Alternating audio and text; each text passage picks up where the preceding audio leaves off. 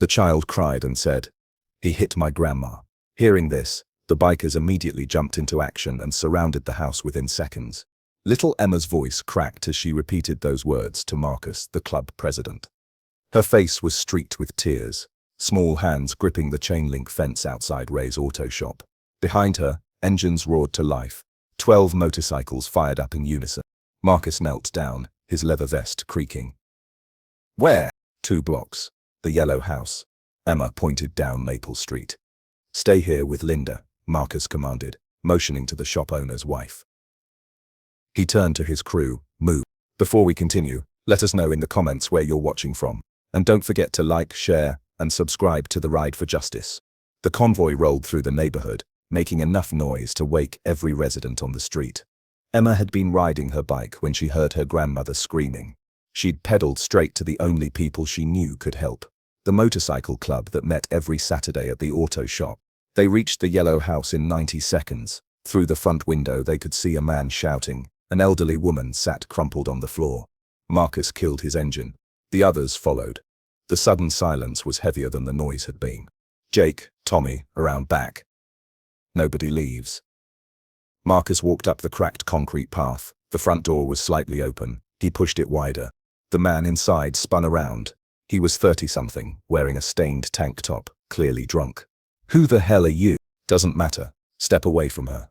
The drunk man's eyes widened as more bikers filed in behind Marcus. 6 men, all over 6 feet tall, filled the small living room. "This is my house. Get out." Marcus moved closer. "That woman on the floor, she okay?" "My mother." "None of your business." The elderly woman, Martha, looked up. Her cheek was swelling, turning purple. Blood trickled from her split lip. Her eyes met Marcus's, and she nodded slightly. "Ma'am, do you want us here?" Marcus asked. "Yes," she whispered. The drunk man lunged forward. "I said get." 3 bikers stepped between him and Marcus. The man stopped, swaying. "Here's what's happening," Marcus said.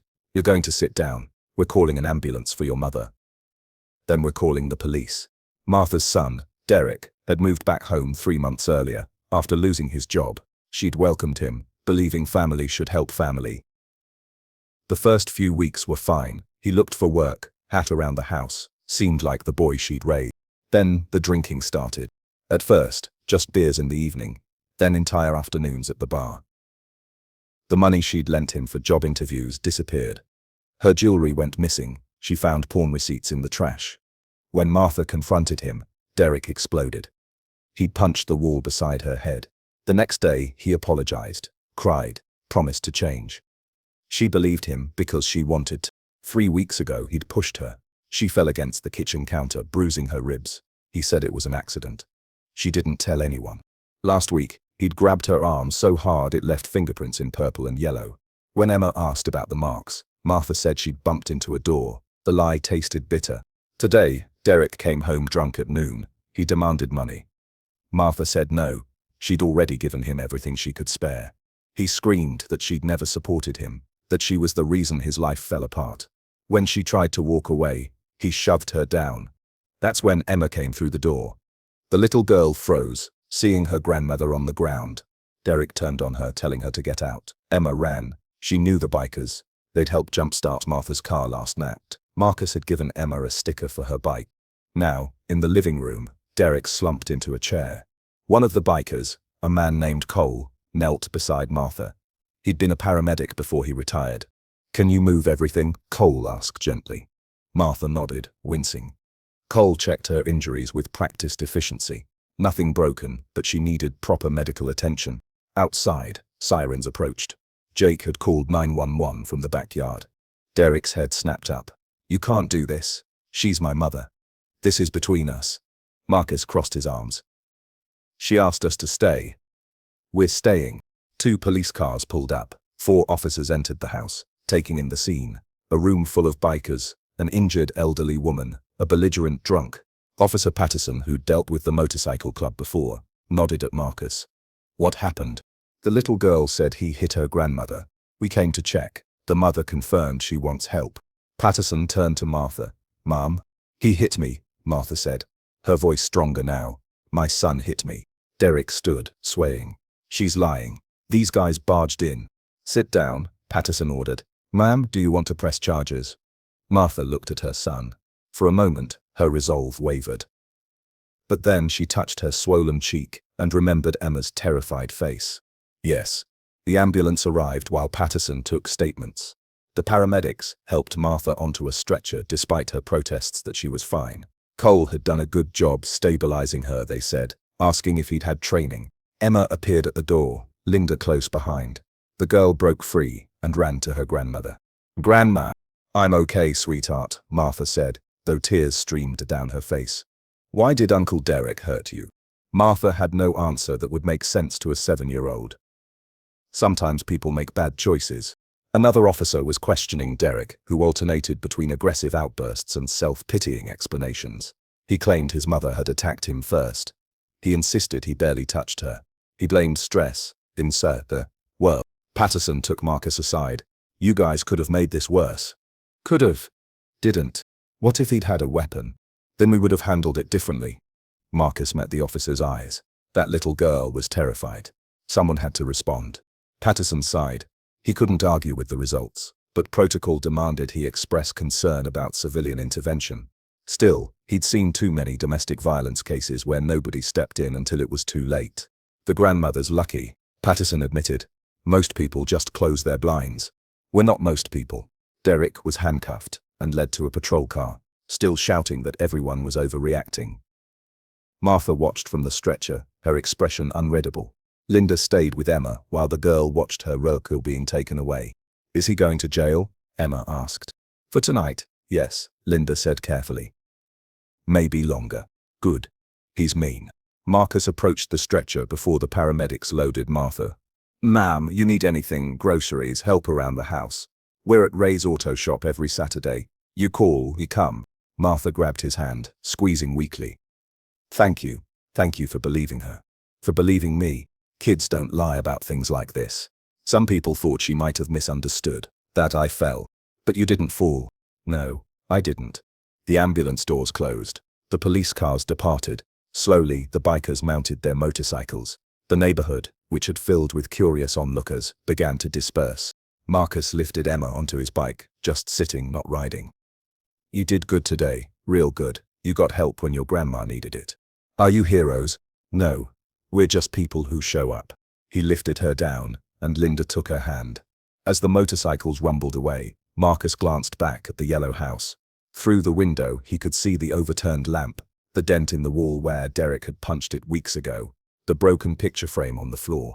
Monday morning, Martha sat in a victim services office downtown. Her face had transformed into a palette of purple and green bruises. Speaking hurt, but she pushed through the pain to tell her story to a counselor named Natant. Many mothers struggle with this decision, Janet said, reviewing the protective order paperwork. He's my son. He's also your attacker. Martha flinched at the word. Attacker.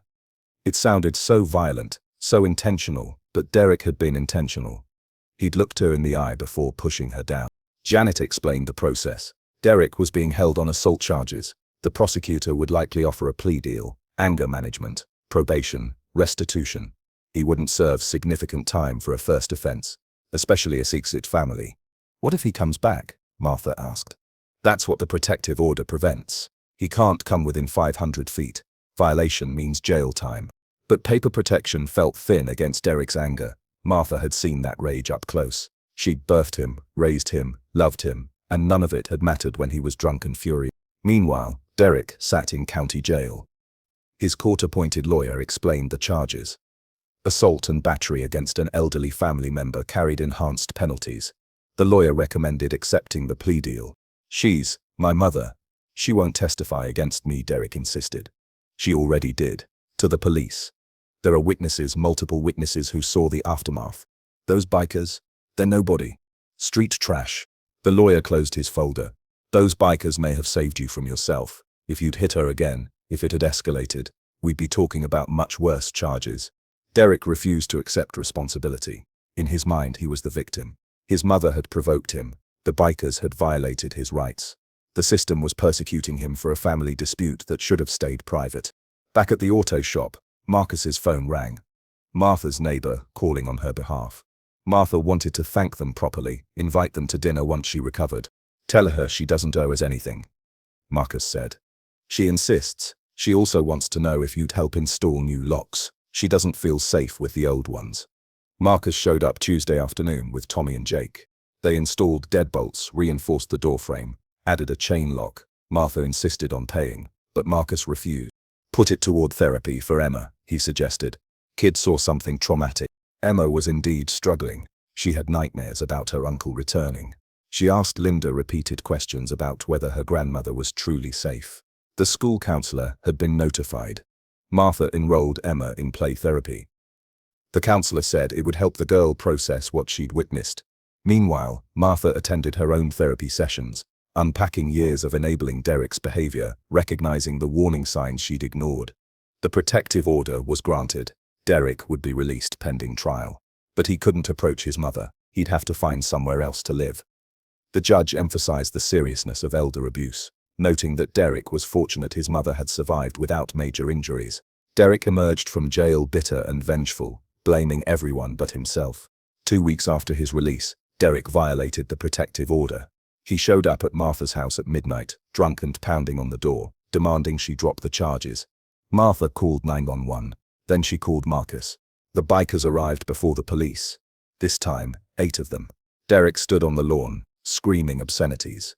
When he saw the motorcycles, he stumbled backward. "You again," Derek spat. "You ruined my life." "You ruined your own life when you hit your mother," Marcus replied. "She's my family. Stay out of it. She called us. That makes it our business." Police arrived to find Derek surrounded by bikers. He hadn't touched Martha. He'd been prevented from even reaching the door, but he'd violated the order simply by being there. The officers arrested him again.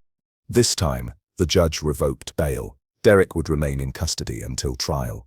In court, he exploded, shouting that his mother had turned everyone against him. The judge added contempt charges. Martha watched her son being led away in shackles. Part of her still grieved for the boy he'd been, but a larger part felt relief that he couldn't hurt her anymore. The motorcycle club's involvement became local news.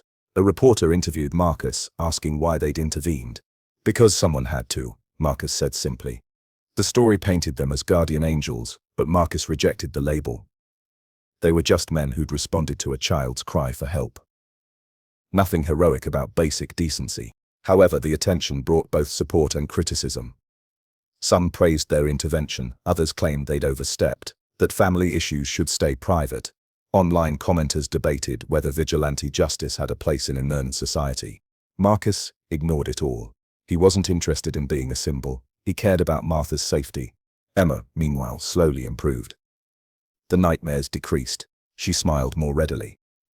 Knowing the bikers were watching over her grandmother helped her feel secure. One Saturday, Emma rode her bike to the auto shop. She presented Marcus with a drawing, a picture of motorcycles surrounding a house, with a stick figure girl and her grandmother holding hands. "That's us being safe," Emma explained. Marcus pinned it to the shop's bulletin board, where it remained long after. Derek's trial approached. The prosecutor was confident. Multiple witnesses, police reports, medical documentation, Emma's testimony. The evidence was overwhelming. Derek's lawyer, again, pushed for a plea deal, but Derek refused. He wanted to fight it, convinced he could make people understand. The trial lasted 3 days. Witness after witness described Derek's escalating violence. Martha testified, her voice steady, despite her pain. Emma didn't have to testify. The judge deemed her prior statement sufficient. Derek took the stand in his own defense, a decision his lawyer advised against. He claimed he'd been defending himself, that his mother had attacked him first with a lamp. The prosecutor produced photographs of Martha's injuries, then asked how an elderly woman's supposed attack had left Derek completely unharmed. The jury deliberated for 2 hours, guilty on all counts. Sentencing came 3 weeks later. The judge imposed 2 years in prison, followed by 3 years of supervised probation. Derek would have to complete anger management and substance abuse programs. The protective order would remain in effect 5 years after his release. Martha felt no triumph, only sadness. Her son's choices had led him here, but she'd lost him long before the sentence was handed down. She refocused on rebuilding her life. The house felt different now, safer, but emptier. She'd taken the insurance money from Derek's damaged wall to repaint the living room. New color, fresh soot. Emma spent more time at her grandmother's house. With Derek gone, the girl relaxed. They baked cookies together, worked on jigsaw puzzles, watched old movies. Martha taught Emma to knit, passing down a skill her own grandmother had taught her. The motorcycle club remained a presence in their lives, not intrusive, just available. Marcus stopped by monthly to check the locks and make sure everything worked properly. Tommy helped Martha winterize her house. Jake fixed her leaking faucet. They never asked for anything in return. Martha tried to pay them, but they refused. She settled for baking them pies, which they accepted graciously. 6 months after the trial, Martha spoke at a community meeting about domestic violence. She shared her story, hoping to help others recognize the warning signs she'd missed. Several women approached her afterward, confiding their situations. Martha connected them with resources, with Janet at Victim Services, with the Motorcycle Club for safety concerns. She became an unofficial advocate, using her experience to guide others. Emma thrived. Her grades improved. She joined a soccer team. The nightmares stopped entirely. She still had the drawing she'd made for Marcus, planning to give him a new one for his birthday. One evening, Martha received a letter from Derek. He'd been in prison for 8 months. The letter was long, rambling, still making excuses. But buried in the middle, a single line. "I'm sorry I hurt you." It wasn't enough. Not nearly enough. But it was something. Martha didn't respond immediately. She took the letter to therapy, worked through her feelings about it. Eventually, she wrote back, a brief, saying she forgave him, but needed distance. She wished him well in his recovery, but made clear he wasn't welcome back in her life. Derek wrote again, angry about her boundaries. Then he stopped writing altogether. Martha heard through extended family that he'd completed the anger management program. Whether he'd actually changed remained to be seen. She hoped so for his sake, but she wouldn't risk her safety to find out. A year after the incident, the local paper did a follow-up story. They interviewed Martha, Emma, Marcus, and even Officer Patterson. The article examined how community intervention could save lives. Marcus's phone rang constantly for weeks afterward. Other people asking for help, for advice, wanting to know how to protect vulnerable neighbors. He realized they'd accidentally started something larger than one rescue. The motorcycle club formalized their role. They partnered with Victim Services, creating a volunteer safety network. Members underwent training in de-escalation, legal boundaries, and victim support. When someone needed immediate help, they could call a hotline that dispatched nearby volunteers. Martha served on the advisory board, ensuring survivors' voices shaped the program. Emma, now 8, collected donations for the cause at her school. Even small children could help, she told her classmates. They just had to care. The program spread to neighboring communities. Other motorcycle clubs joined, then neighborhood watch groups, then ordinary citizens. It became a movement, people looking out for each other, refusing to ignore cries for help. Derek was released after 18 months for good behavior. He moved to another state, wanting a fresh start, away from reminders of his failures. Martha heard he'd found work, remained sober, attended meetings. She was glad but maintained her distance. Some relationships couldn't be repaired, only mourned and released. 2 years after that terrible afternoon, Marcus stood at a community award ceremony. The mayor was honoring the motorcycle club for their service. Marcus felt uncomfortable in the spotlight, preferring action to recognition. But when Emma stepped onto the stage to present the award, he accepted graciously. The girl had grown taller, more confident. She spoke clearly into the microphone about the day she ran for help, about the bikers who came without hesitation. "They saved my grandma's life," Emma said. "And they taught me that when someone needs help, you don't look away, you show up." The audience applauded. Martha wiped tears from her eyes, standing beside Officer Patterson and Janet from Victim Services. An unlikely alliance forged in crisis, sustained through commitment. After the ceremony, a young woman approached Marcus. She'd been in a similar situation 6 months ago. Her boyfriend had become violent. She'd called the hotline. Volunteers had arrived, helped her escape, connected her with resources. She was rebuilding her life now, safe and free. "Thank you," she said simply. Marcus nodded. "You did the hard part. You asked for help." Emma tugged his vest. "Can I sit on your motorcycle?" "If your grandma says okay." Martha smiled. Just sitting. Outside, the evening sun cast long shadows across the parking lot. A dozen motorcycles lined up in a row, chrome gleaming. Emma climbed onto Marcus's bike, gripping the handlebars, imagining the power of momentum, the freedom of the road. "When I grow up, I'm getting a motorcycle," she announced. "You remember the rules?" Marcus asked. "Always wear a helmet. Never ride angry. Help people who need it. That's right. Martha watched her granddaughter, thinking about how close they'd come to losing everything. One moment of courage, Emma running for help, had changed their trajectory. Without that, Martha might not have survived Derek's next rage episode. But Emma had run, the bikers had come, the system had worked, and life continued, scarred but stronger. Marcus started his engine, the rumble vibrating through the parking lot. Other bikes fired up in succession. The sound that had once meant danger to Martha now meant safety. Protection, community. As the motorcycles pulled away, Emma waved enthusiastically. Martha placed her hand on the girl's shoulder, feeling the solid warmth of presence, of survival, of hope. The yellow house stood empty, no longer. It held life again, guarded not by locks alone, but by a network of people who'd chosen to care. In a world where violence often went unchallenged, where cries for help went unanswered, they'd created something different. They'd created response. The motorcycles disappeared around the corner, but their message remained. When someone needs help, you show up. You don't look away. You don't make excuses. You act. Emma had learned this at 7 years old. Martha had learned it at 72. Better late than never. As they walked to their car, Emma asked, "Grandma, do you think Uncle Derek will ever be okay?" Martha considered carefully. "I hope so, sweetheart. But whether he is or isn't, we're going to be okay. We have people who care about us. Like Marcus and the other bikers. Like them, and like each other."